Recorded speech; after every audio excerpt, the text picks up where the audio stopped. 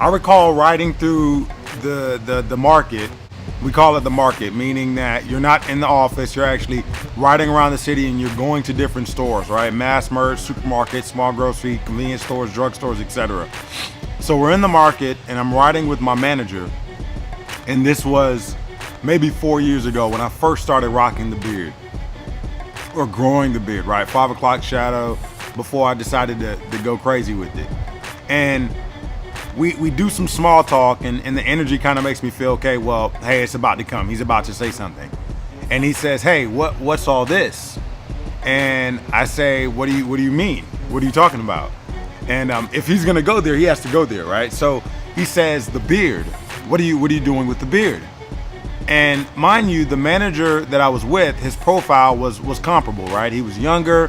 He was my manager, and I found it very interesting that he was finding it in himself to kind of weigh in and give his take from a policy perspective on why beards were not becoming. Now, mind you, I'm on a customer team. I'm calling on a customer. I have the responsibility of 11 market managers, which a market manager for Walmart has about 10 stores, right? To keep it simple, about 10 stores. So I have about 120 stores, 110 stores that I'm directly connected to through these 11 market managers that my company has bestowed the privilege on me, kind of managing those relationships, managing the execution, managing the promotion clarity for.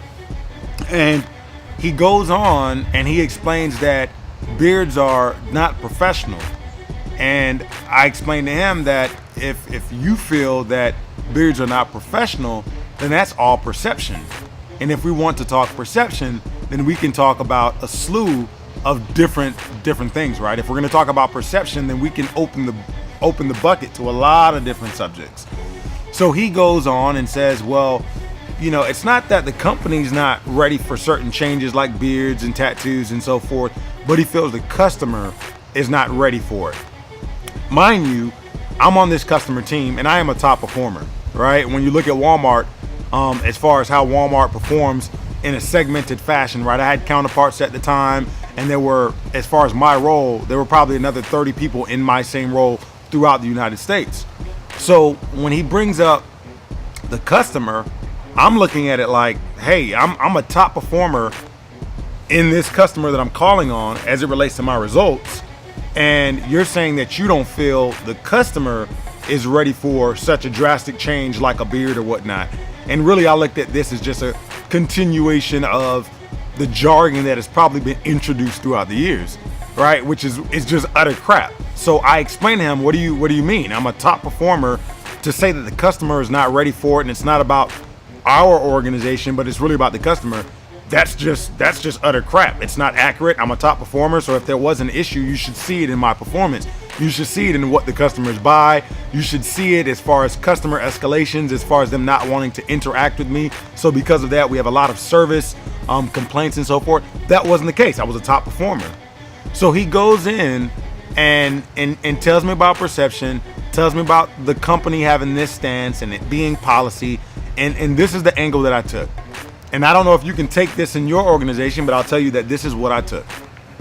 I explained to him that, one, as an African American man, and folliculitis and razor bumps and so forth, it's just in my favor to wear a beard or have a beard, right? It's less maintenance, it's still clean, it's still professional. I'm not walking around looking all ashy and ungroomed. That wasn't the case. And I also dropped a little bit of kind of knowledge on him, right? I explained to him that I asked him, I said, hey, do you know how beards evolved?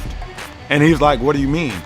And I said, in World War II, when there was a mass enlistment, many people obviously went to war. They went to Germany, they enlisted in the Army and the Air Force and the different branches of the military. And then post that era, late 40s, early 50s, many people came back to the States with aspirations of entering to the workforce. And many people got positions in the workforce. And a lot of cases, that was corporate America. So what corporate America did at that specific moment was they started changing their perception on what they deemed to be professional, what they deemed to be clean, what they deemed to be manifold and expected. And that's where the clean face, the low cut came into play. When you step back in history, pre-40s, right, pre-World War II, you had businessmen, you had lawyers and doctors and engineers and people in all industries wearing beards. You had presidents with beards. You had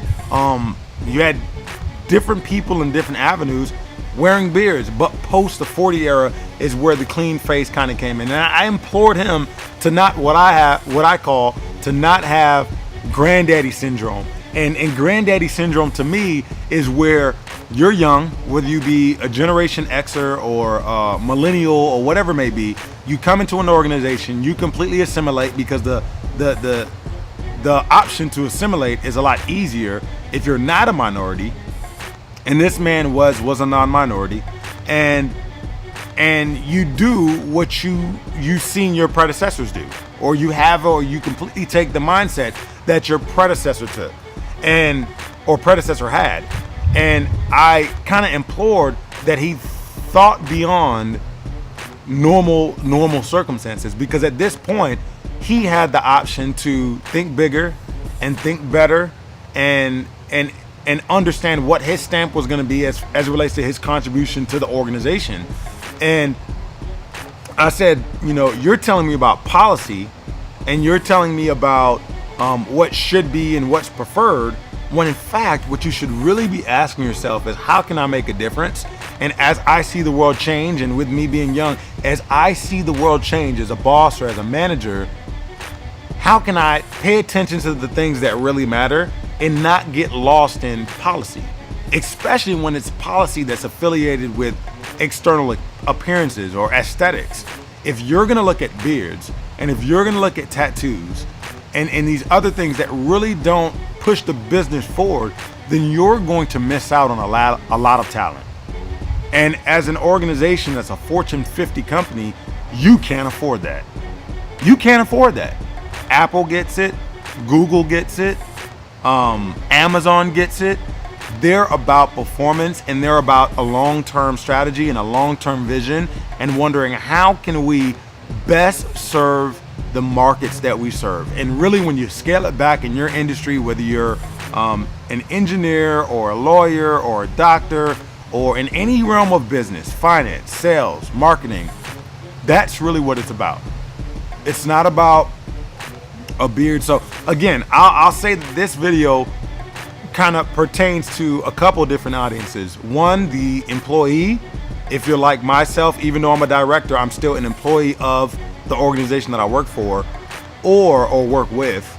Or if you're an employer, I ask that you think beyond what you feel and think beyond the parameters that are even outlined in your policy and say, how can I make a difference, and how can I focus more on what each employee brings to the organization and what is their role in pushing the business forward? Because if I was on a board, or if I am a key shareholder, I'm not concerned about beards. I am concerned about the package and professionalism and the status quo that people see as representatives of my organization, but I am more maniacally focused on performance and profit and growth, other than having sidebar conversations while you ride around in your car and kind of checking people on what you feel is important. So nonetheless, that's my perspective on the beard. That's the angle that I took, the knowledge that I dropped, the history that I decided to kind of recap and barter as it relates to my presentation. It was escalated up to HR, and HR came back to me within the next 24 hours and said, hey, your beard is not an issue. We apologize for any conversation that took place that made you feel, or potentially have made you feel that it wasn't. But at this organization, we are not focused on your appearance. We're specifically focused on your performance. So again, I just wanted to drop that. Hopefully it's applicable to you and your positioning within your organization. And that's what I got for you. So hope all is well. Be bossy, stay focused, stay strategizing, and ensure that every step you take is a methodical step.